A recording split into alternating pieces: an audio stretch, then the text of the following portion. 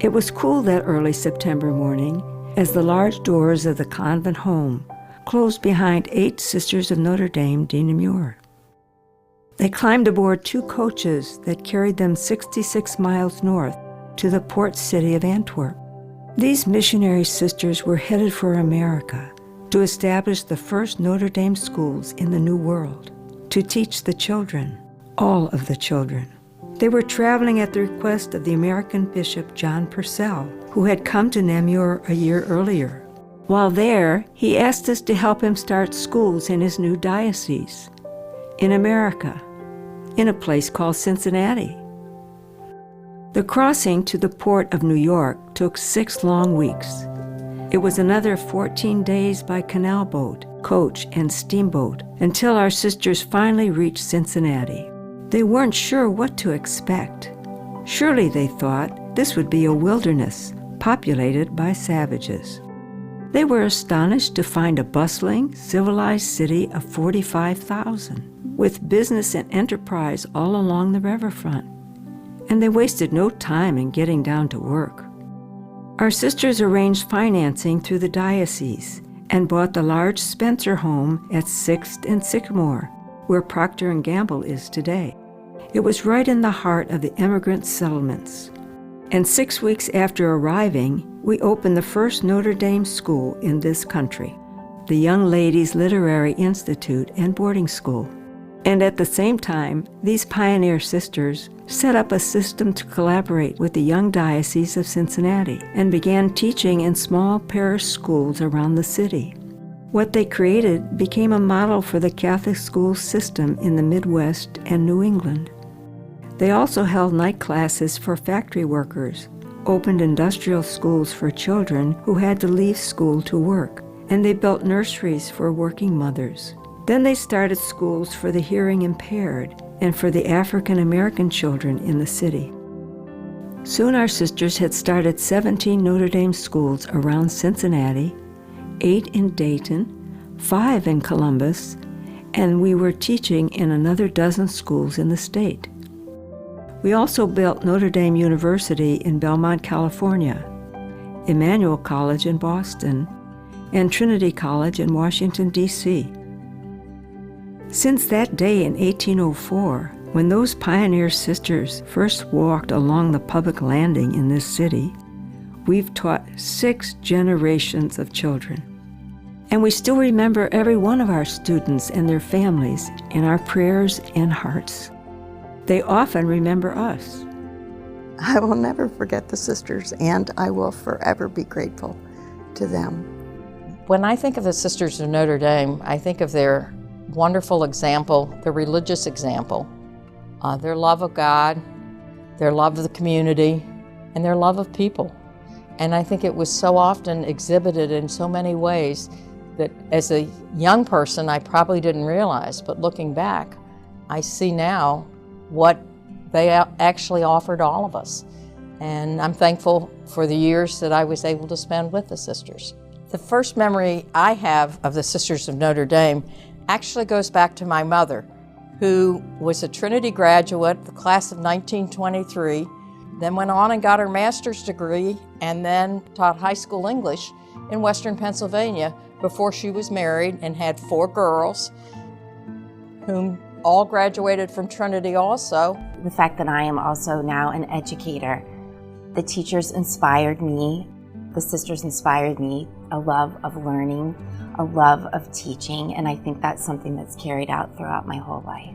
I think the sisters taught me in life just to listen to God, that sometimes God has a plan for us, and sometimes we don't know what it is, but we just have to trust in God that He will lead us where we need to be led to.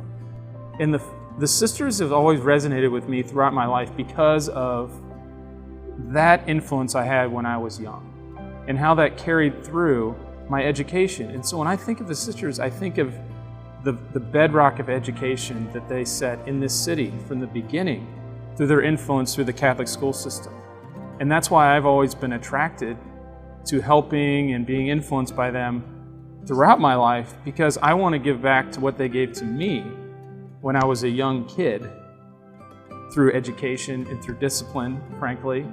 and through all the different things that they made me who I am today.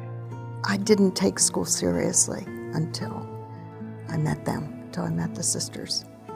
They were the first to recognize that I had a brain. I think that they taught me whatever I chose to do in my life, that I give it my best.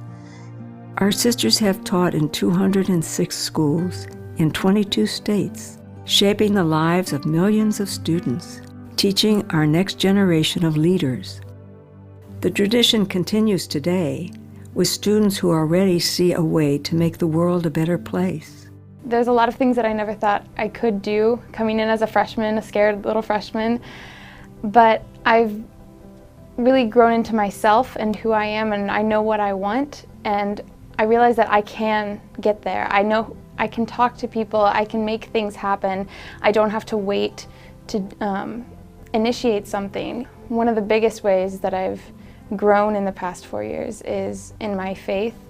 I'm surrounded by so many wonderful girls who just have such a strong faith, and throughout these 4 years have really brought me closer to God, and I don't know if I'd get that somewhere else.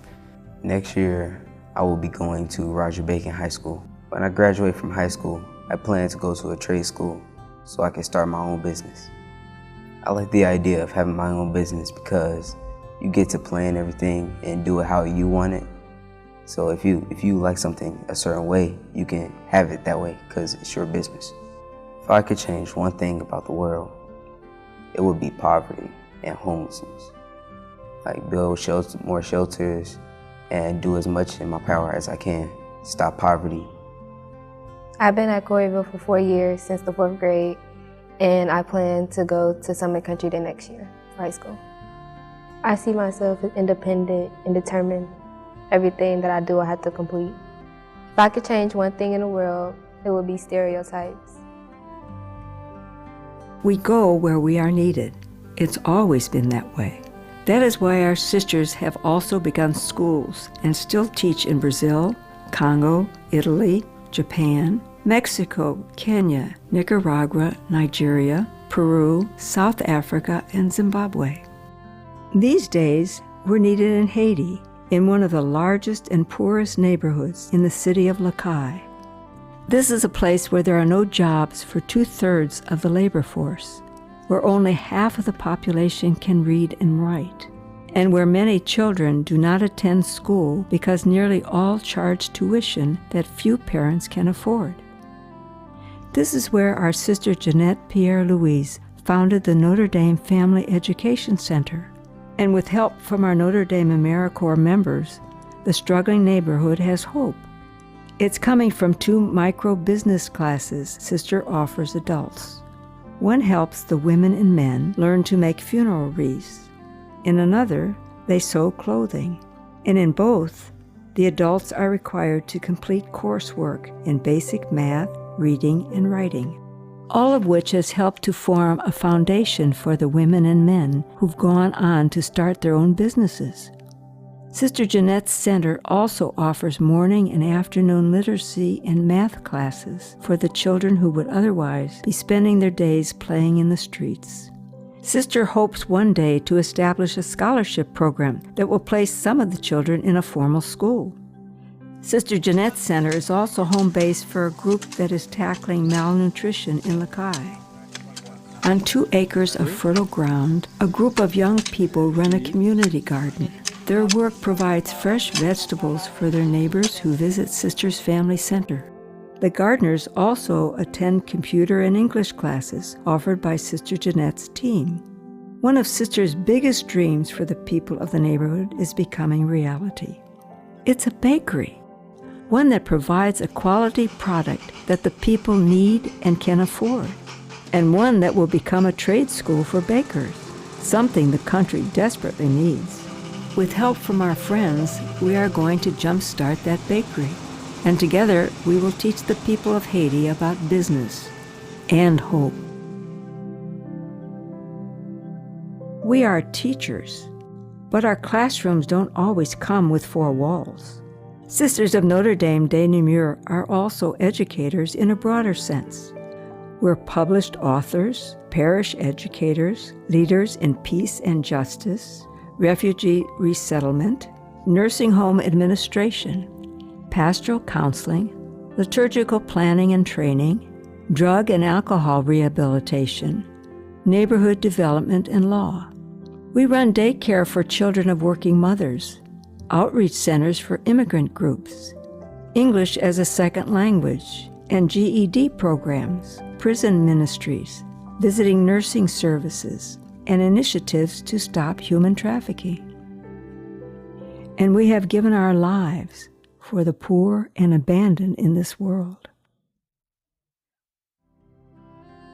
We have always been a strong international congregation because we have been blessed with good friends who support our work, who continue to work alongside us today, friends who share our understanding of education as a basic human right, friends who believe, as we do, that opening classroom doors to all is our most powerful tool to reduce hunger and poverty, to spur economic growth, and to build peace. Friends who help us teach employment readiness programs for adults in the inner city and provide structured homes for women coming from prison. Friends who help us improve reading scores for little second graders. And friends who join with us to build bakeries a continent away. As we look to the future, we know we will go forward with smaller numbers of sisters. But the number of our friends is greater, and our congregation will continue to be just as strong, and our reach will be just as deep and wide as ever, because our work isn't finished. We have so much to do together in our next 175 years.